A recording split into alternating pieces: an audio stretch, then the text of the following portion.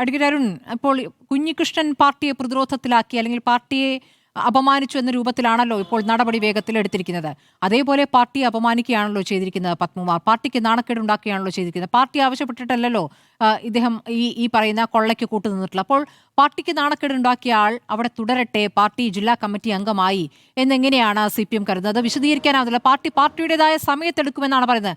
നിങ്ങൾ ചില കാര്യങ്ങൾക്ക് എടുക്കുന്ന സമയത്തിന്റെ വേഗം, ചില കാര്യങ്ങൾക്കുള്ള പതുക്കെ മതി എന്ന തീരുമാനം, അതാണ് സംശയത്തിനിടയാക്കുന്നത്. കാരണം ഈ കോടതി പത്മകുമാറുമായി ബന്ധപ്പെട്ട് പറഞ്ഞിട്ടുള്ള കാര്യം അതീവ ഗുരുതരമായ കുറ്റകൃത്യമാണ്. പത്മകുമാർ മുൻ MLA യും ദേവസ്വം ബോർഡിന്റെ മുൻ പ്രസിഡന്റുമാണ്. സ്വാധീന ശക്തിയുള്ള ആയതിനാൽ അന്വേഷണത്തെ സ്വാധീനിക്കുമെന്നൊക്കെയാണ് നേരത്തെ ജാമ്യ ഹർജി പരിഗണിച്ചപ്പോൾ കോടതി തന്നെ പറഞ്ഞിട്ടുള്ളത്. അപ്പോൾ സ്വാധീന ശക്തി എവിടെയാണ് ഇദ്ദേഹം സ്വാധീനം ചെലുത്താൻ പോകുന്നത്? ഈ ചോദ്യം അവിടെ ഉണ്ടല്ലോ. അതവിടെ നിൽക്കുക തന്നെയാണ് ഇപ്പോഴും. ഈ ചർച്ചയിലൂടെ ബഹുമാനപ്പെട്ട കോൺഗ്രസിന്റെ പ്രതിനിധിയുടെ ഒരു ദയനീയാവസ്ഥയാണ് ബോധ്യപ്പെടുന്നത്. ഇത്രയധികം ഒരു സംസ്ഥാനത്തെ ഏറ്റവും വലിയ കോടതി ഏതാ? ഹൈക്കോടതി. അതിലെ ഏറ്റവും വലിയ ബെഞ്ച് ഏതാ? Division bench. ആ ഡിവിഷൻ ബെഞ്ചിലെ ഏറ്റവും വലിയ ബെഞ്ച് ഹൈക്കോടതിയുടെ. ആ ബെഞ്ച് കൃത്യമായി പറയുകയാണ്, ഞങ്ങൾക്ക് പൂർണ്ണ തൃപ്തിയുണ്ട്, ഞങ്ങൾ മാത്രമാണ് ഈ അന്വേഷണത്തിന്റെ തോത് പരിശോധിച്ചിട്ടുള്ളൂ, സീൽഡ് കവറിൽ ഞങ്ങൾക്കാണ് റിപ്പോർട്ട് കിട്ടിയത്, അതുകൊണ്ട് 90 ദിവസം കൊണ്ട് കുറ്റപത്രം സമർപ്പിച്ചില്ല എന്നുള്ളത് ഈ കേസിലൊരു ഘടകമല്ല. കാരണം സാങ്കേതികമായിട്ടുള്ള കൃത്യമായിട്ടുള്ള തെളിവ് ശേഖരണം വേണം. അത് കൃത്യമായിട്ടും നടക്കുന്നു. എന്താ ഒരു ക്രിമിനൽ കേസ്?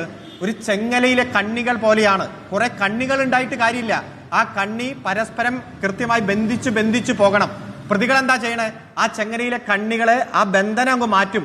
അത് സിംഗിളാക്കി മാറ്റിയാൽ ആ കേസ് വെറുതെ വിടും. പക്ഷേ എത്ര പ്രതി വക്കീലിനെ വെച്ച് ആർഗ്യൂ ചെയ്താലും ആ ചെങ്ങലയുടെ കണ്ണികളെ വിഭജിക്കാൻ കഴിയാതെ ആ ചെങ്ങലയായിട്ട് നിന്നാലാണ് ക്രിമിനൽ കേസ് ശിക്ഷിക്കാൻ കഴിയുക. ഒരു ഡെഡ് ബോഡി, കുറച്ച് ചോര, ഒരു കത്തി, കുറെ പ്രതികൾ ഉണ്ടായാൽ ക്രിമിനൽ കേസ് ശിക്ഷിക്കാൻ പറ്റുമോ? ഒരു ദിവസം ഒരു സമയത്ത് ഇന്ന പ്രതി ഇന്നയാളെ ഇന്ന ആളുകളുടെ മുന്നിൽ വെച്ച് കൊല ചെയ്തു അല്ലെങ്കിൽ കുത്തി പരിക്കേൽപ്പിച്ചു, അതിന്റെ കൃത്യമായിട്ടുള്ള സബ്സ്റ്റാൻറ്റീവ് എവിഡൻസ് വേണം, മൂല്യമത്തായിട്ടുള്ള തെളിവുകൾ വേണം, സബ്ജക്റ്റീവ് സാറ്റിസ്ഫാക്ഷൻ വേണം, ഒബ്ജക്റ്റീവ് സാറ്റിസ്ഫാക്ഷൻ വേണം. അത് ജഡ്ജിക്ക് ബോധ്യപ്പെടണം. ഇവിടെ ഒരു ബഹുമാനപ്പെട്ട അഭിഭാഷകൻ പറഞ്ഞു, എന്താ ഈ, അതുപോലെ കോൺഗ്രസ് പ്രതിനിധിയും പറഞ്ഞു, എന്താ ഈ ഇടക്കാല കുറ്റപത്രം? അങ്ങനെ ഒരു വകുപ്പ് CRPC ഉണ്ടോ? അങ്ങനെ ഒന്ന് കാണിച്ചു തരാമോ? ഇടക്കാല കുറ്റപത്രം എന്നൊരു പ്രയോഗമില്ല ക്രിമിനൽ ലോയില്. കുറ്റപത്രം എന്ന് പറഞ്ഞാൽ അന്തിമ കുറ്റപത്രമാണ്. എല്ലാ അന്വേഷണ തെളിവുകളും ക്രോഡീകരിച്ച് ഒരു പ്രതിക്കെതിരെ കൃത്യമായി പോലീസ് ചാർജ് കൊടുക്കുന്നു. അതാണ് കുറ്റപത്രം.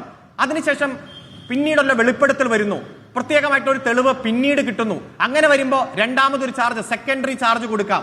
ഏത്? ആദ്യത്തെ കുറ്റപത്രത്തിനോട് ഇൻ അഡീഷൻ ടു രണ്ടാമതൊരു കുറ്റപത്രം കൊടുക്കാം. അല്ലാതെ ഇത്ര ദിവസത്തിനുള്ളിൽ ഒരു കുറ്റപത്രം ഒന്നും ഇല്ല. ഇത്ര ദിവസത്തിനുള്ളിൽ കുറ്റപത്രം കൊടുക്കണമെന്നും CRPC ഇല്ല. ഇത്രയും വലിയ ഫ്ലോറൻസിക് റിപ്പോർട്ടുകൾ അടക്കം വന്ന് ഇത്ര സംസ്ഥാനങ്ങളിൽ പോയി ഇത്ര വലിയ, ഹൈക്കോടതി പറഞ്ഞില്ലേ, ഇന്ത്യയിലെ തന്നെ ഏറ്റവും മികച്ച ഉദ്യോഗസ്ഥന്മാരാണ് ഈ അന്വേഷണം നടത്തുന്നത്. അങ്ങനെ പറഞ്ഞിട്ടും ആ തെളിവ് കിട്ടിയത് കൊണ്ടുപോയി കുറ്റപത്രമായിട്ട് കൊടുത്താൽ ഈ പ്രതികളെല്ലാം ട്രയലിൽ രക്ഷപ്പെട്ടു പോകും. ഈ വിചാരണ ഇടയ്ക്ക് വെച്ച് തന്നെ തകർത്തു തരിപ്പണമായി പോകും. നമുക്കറിയാം, വലിയ തെളിവ് കൊടുത്തിട്ടും പല കേസുകളുടെ അവസ്ഥ നമുക്കറിയാം. അതുകൊണ്ട് ഡിവിഷൻ ബെഞ്ച്, ഒരു സംസ്ഥാനത്തെ ഏറ്റവും വലിയ ബെഞ്ച് മോണിറ്റർ ചെയ്യുന്ന കേസ്, ആ കേസിന്റെ ഒരു ഘടകം കൃത്യമായി ഹൈക്കോടതി പറയുമ്പോൾ ഇതൊന്നും പോരാ, ജനങ്ങൾ പറയുന്നത് പോലെ പോണം, ഞങ്ങളുടെയൊക്കെ വിചാരം ഇന്നതാണ്, ഇന്നൊക്കെയാണ് ഞങ്ങൾ മനസ്സിലാക്കുന്നത്.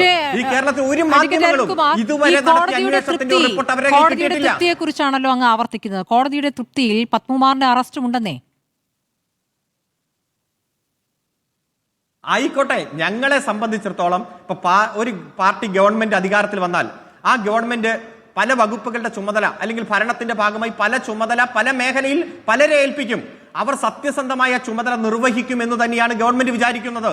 അതിന് വിരുദ്ധമായിട്ട് പ്രവർത്തിച്ചിട്ടുണ്ടോ അവർക്ക് ഒരു സ്ഥാനം ഉണ്ടാവില്ല. കൃത്യമായി അവർ വിചാരണ ചെയ്യപ്പെടും, ജയിലിലടക്കപ്പെടും, ആജീവനാന്തം ജയിലിലടക്കപ്പെടും. ഇവിടെ പ്രചരിപ്പിക്കുന്ന എന്താ? ജാമ്യം കിട്ടിയ ഈ കേസിൽ നിന്ന് പൂർണ്ണ വിമുക്തരായി എന്ന രൂപത്തിലാണ്. ഇത് കണ്ടീഷണൽ ബെയിലാണ്. CRPC അനുസരിച്ച് 90 ദിവസത്തിനുള്ളിൽ അന്വേഷണം പൂർത്തീകരിക്കാത്ത കേസുകളിൽ സ്റ്റാറ്റ്യൂട്ടറി ബെയിലാണ്, നിയമപ്രകാരമുള്ള ബെയിലാണ്. Bail is the right, jail is an exception എന്നതാണ്. ഇപ്പൊ രാഹുൽ മാങ്കൂട്ടലിന് 17-ാം ദിവസം ജീവപര്യന്തം തടവ് കിട്ടുന്ന ഒരു കേസിൽ ജാമ്യം കൊടുത്തു. എന്തിനാ ജാമ്യം കൊടുക്കാൻ കാരണം? ഇപ്പൊ പറയണ്ടേ, തൊണ്ടി സാധനം പിടിച്ചോ അതിൽ, അല്ലെങ്കിൽ അന്വേഷണം പൂർത്തീകരിച്ചോ? അതിലെ പ്രധാനപ്പെട്ട കംപ്ലൈനന്റ് വിദേശത്തുനിന്ന് വന്ന് മൊഴി പോലും രേഖപ്പെടുത്താൻ പോകുന്നേ ഉള്ളൂ. ഇപ്പൊ കോടതിയെ സംബന്ധിച്ചിടത്തോളം ജാമ്യം കൊടുത്തു എന്ന് വെച്ച് കേസിൽ നിന്ന് വിടുതലല്ല. അതിന്റെ അന്വേഷണം തുടരുകയാണ്. അതുകൊണ്ട് ഈ കേസുമായി ബന്ധപ്പെട്ടുകൊണ്ട് പ്രതിപക്ഷം എല്ലാ ഘട്ടത്തിലും ആരോപിച്ചത് നിലനിൽക്കില്ല എന്ന് ബോധ്യപ്പെട്ടിരിക്കുകയാണ്. ഈ കേസ് അട്ടിമറിക്കാനാണ് അവർ ശ്രമിക്കുന്നത്. പത്മകുമാർ സ്വാഭാവിക ജാമ്യത്തിൽ പുറത്തിറങ്ങിയാൽ അതൊരു ആഘോഷമാക്കില്ല എന്ന് എനിക്ക് ഉറപ്പുവരുത്താൻ പറ്റുമോ? ഞാൻ അതിലേക്ക് വരാം. ഇവിടെ സ്വർണം കട്ടയാളും സ്വർണം മേടിച്ചയാളും ആ സ്വർണം ഉരുക്കി വിറ്റയാളും എല്ലാം ഒറ്റ ഫ്രെയിമിൽ വന്നത് ഒരു തവണ 2 തവണ മാത്രമാണ്. ആ 2 തവണ വന്നത് എവിടെയാണ് എങ്ങനെയാണെന്നൊക്കെ നമുക്കറിയാം. അതുമായി ബന്ധപ്പെട്ടുകൊണ്ട് UDF-ന്റെ കൺവീനർ 3 തവണ നുണ പറഞ്ഞു. എന്താ സ്മൃതിക്ക് കൃത്യമായിട്ട് അറിയാമല്ലോ ആ നുണ. ഞാൻ സോണിയാഗാന്ധിയുടെ വീട്ടിൽ പോയി സോണിയാഗാന്ധിയെ കണ്ടിറങ്ങുമ്പോൾ ഒരാൾ വന്നു, അവിടെ വെച്ച് പരിചയപ്പെട്ടു, എനിക്ക് നേരത്തെ പരിചയമില്ല, ഒരു പോറ്റി അപ്പൊ കൂടെ കയറി. രണ്ടാമത് പറഞ്ഞു ഡൽഹി വിമാനത്താവളത്തിൽ വെച്ച് ഞാൻ കണ്ടു, പരിചയപ്പെട്ടു, മുൻ പരിചയമില്ല, കൂടെ പോയി. മൂന്നാമത് പറഞ്ഞു ഞാൻ പലതവണ പത്തനംതിട്ടയിൽ വെച്ച് കണ്ടിട്ടുണ്ട്. നമ്മൾക്കിപ്പോ അതിലൊന്നും അല്ല കേന്ദ്രീകരിക്കുന്നത്. പാർട്ടി ജനറൽ സെക്രട്ടറി തന്നെ തള്ളിക്കളഞ്ഞ വാദവുമായിട്ട് സഭയിൽ സോണിയാഗാന്ധി അറസ്റ്റ് ചെയ്യണം, വീട് റെയ്ഡ് ചെയ്യണം എന്ന് പറഞ്ഞത് സമുന്നതനായ മന്ത്രിയാണല്ലോ. അപ്പോൾ അത് രാഷ്ട്രീയമായി ഉപയോഗിക്കുമ്പോൾ ഗുണം ചെയ്യുമോ ദോഷം ചെയ്യുമോ എന്ന് കൂടി പാർട്ടി ആലോചിക്കണ്ടേ? അല്ല, ഇവിടെ കള്ള ആരോപണം, വ്യാജാരോപണം, നുണപ്രചരണം, സത്യത്തെ വളച്ചൊടിച്ച് UDF-ന്റെ നേതാക്കന്മാർ ഓരോരുത്തരും നടത്തുന്ന നുണപ്രചരണം, ആ നുണപ്രചരണത്തെ രാഷ്ട്രീയപരമായിട്ട് നേരിടും. ഇപ്പൊ മുഖ്യമന്ത്രി ഒരു കൃത്യമായിട്ട് ഒരു ആംബുലൻസ് കൈമാറുന്ന ആദ്യം ഒരു ചിത്രം വന്നപ്പോ എന്തൊക്കെയായിരുന്നു നുണപ്രചരണം? ആ വീഡിയോ വന്നപ്പോ നമുക്ക് വ്യക്തമായില്ലേ എന്താണ് അവിടെ സംഭവിച്ചതെന്ന്? മാറി നിൽക്കാൻ പറഞ്ഞ് ലിഫ്റ്റിലേക്ക് പോകുന്ന മുഖ്യമന്ത്രിയാണ് നമ്മൾ കണ്ടത്. അപ്പോ ഇവിടെ നുണപ്രചരണമല്ല,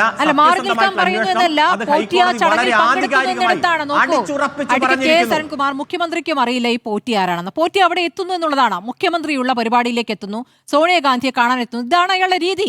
അയാൾക്ക് എവിടെ പോകണം, ആരെയൊക്കെ കാണണം, ആരുടെയൊക്കെ ചിത്രങ്ങൾ എടുക്കണം, ആരുടെയൊക്കെ കൂടെ നിന്ന് അത് ഉപയോഗിക്കണമെന്ന് കൃത്യമായിട്ട് അറിയാമെന്നേ. അത് നിങ്ങൾ ഒരുമിച്ച് തന്നെ നേരിടേണ്ട വിഷയമാണ്. അങ്ങോട്ടും ഇങ്ങോട്ടും പറയുകയല്ല വേണ്ടത്. ഇത് ആത്യന്തികമായി ഭക്തരെ ബാധിക്കുന്ന വിഷയമാണ് എന്ന നിലയ്ക്ക് നിങ്ങൾ കാണുന്നില്ല. അതാണ് പ്രശ്നം വരുന്നത്. ഞങ്ങളിൽ പ്രതികളുണ്ട് എന്ന് പറയുമ്പോൾ നിങ്ങളുള്ള പ്രതികളെ നിങ്ങൾ എടുത്ത് കളയുന്നേ, എടുത്ത് ദൂരേക്ക് കളയുന്നേ. എന്താണ് ഇത്ര താമസം? അതൊക്കെ സമയത്ത് ചെയ്യും. ഏതാണ് സമയം? അത് കാത്തിരുന്നോളൂ. ഇത് 2004 മുതൽ അന്വേഷിക്കട്ടെ. 1 മിനിറ്റ്. 2004 മുതൽ ഇത് അന്വേഷണം നടക്കട്ടെ.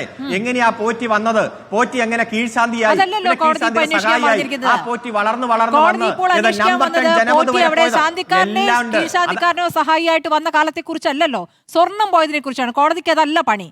ജിൻഡോ വേഗം ചോദിക്കാം. അരുൺ ഇറങ്ങാൻ ഒറ്റ കാര്യം നിർത്തതില്ല. ഞാൻ ഒരു കാര്യം അരുൺകുമാർ, ഒറ്റ കാര്യം, നിങ്ങൾ ഈ ചിത്രമല്ല നിങ്ങളുടെ പ്രശ്നമെങ്കിൽ MA ബേബി പോലും തള്ളിക്കളഞ്ഞ വാദമാണല്ലോ ഈ ശിവൻകുട്ടി മന്ത്രി നിയമസഭയിൽ പറഞ്ഞത്. നിങ്ങളും പറയുന്നു സോണിയാഗാന്ധിയുടെ ഒപ്പം ഉണ്ടെന്ന്. സോണിയാഗാന്ധിയെ നിങ്ങൾക്ക് വിളിച്ച് ചോദ്യം ചെയ്യണോ? നിങ്ങൾ ചോദ്യം ചെയ്യും. അരുൺകുമാറിന് പരാതി ഉണ്ടോ? SITക്ക് പരാതി കൊടുക്ക്, ഹൈക്കോടതിയുടെ മുമ്പിൽ പരാതി കൊടുക്ക്. ആ കൂട്ടത്തിൽ പിണറായി വിജയനെ കുറിച്ചിട്ടും രാജു അബ്രാമിനെ കുറിച്ചിട്ടും കടകംപള്ളിയെ കുറിച്ചിട്ടും ഒക്കെ പരാതി കൊടുത്ത് എല്ലാവരെയും വിളിച്ച് ചോദ്യം ചെയ്തിട്ട് തീരുമാനമാകട്ടെ. പോറ്റി എന്ന് ശബരിമല കയറി എന്നുള്ളതല്ല പ്രശ്നം. പോറ്റി 2019 സ്വർണ്ണപ്പാളികൾ കടത്തി കൊണ്ടുപോയതിനു ശേഷം 6 വർഷക്കാലം പോറ്റി വളർത്തിയത് പിണറായി വിജയന്റെ സർക്കാരാണ് എന്നുള്ളതാണ് ഇവിടുത്തെ പ്രശ്നം. ആ ദേവസ്വം വിജിലൻസ് റിപ്പോർട്ട് ആരാണ് പൂഴ്ത്തിവെച്ചത്, ആരാണ് സംരക്ഷിച്ചത്? അതിന് ഉത്തരം കിട്ടണ്ടേ? ഇനി ഹൈക്കോടതി നിങ്ങൾക്ക് വിശ്വാസമുണ്ടല്ലോ, ഈ സംസ്ഥാനത്തെ ഏറ്റവും വലിയ കോടതിയാണെന്നല്ലേ താങ്കൾ പറഞ്ഞത്. ആ ഹൈക്കോടതി റിമാൻഡ് ചെയ്ത പത്മകുമാർ അടക്കമുള്ള വാസു അടക്കമുള്ള ആളുകൾക്കെതിരെ സംഘടനാപരമായി നടപടിയെടുക്കാതെ നിങ്ങൾ എന്തിനു ഭയപ്പെടുന്നു? ഒരേ സമയം നിങ്ങൾക്ക് SITയെ വിശ്വാസമുണ്ട്, ഹൈക്കോടതിയെ വിശ്വാസമുണ്ട്, അവർ പിടിച്ച് അകത്തിട്ടിരിക്കുന്ന പത്മകുമാറിനെ നിങ്ങൾക്ക് വിശ്വാസമുണ്ടെന്ന് പറഞ്ഞാൽ അത് അംഗീകരിക്കാൻ പൊതുസമൂഹത്തിന് സാധിക്കുമോ? ശരി, അരുണ് പറയാണ്ടെങ്കിൽ പറയാം, എന്നിട്ട് ഇടവേളയിലേക്ക് പോകാം. 1 മിനിറ്റ്. ഇപ്പൊ 3-4 തവണ താങ്കൾ ആവർത്തിച്ചത് 3-4 തവണ താങ്കൾ ആവർത്തിച്ച് ഒരേ ചോദ്യം തന്നെയാണ്. ആ ചോദ്യത്തിന് കൃത്യമായിട്ടുള്ള മറുപടി ഇവിടെയുണ്ട്. ഇവിടെ എങ്ങനെ നമ്പർ 10 ജനപദിൽ ഇവിടെ ശശി തരൂരിന് പോകാൻ കഴിയാത്ത, VD സതീശന് പോകാൻ കഴിയാത്ത, ഹേമന്ത് നിങ്ങൾക്ക്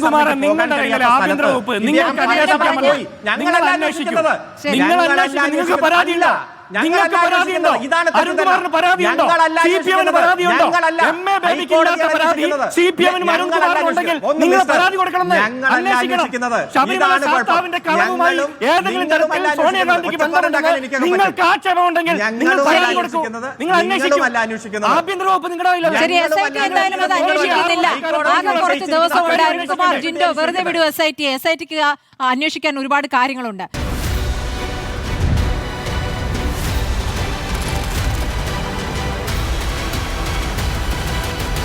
Debate with Smriti Parathikkad.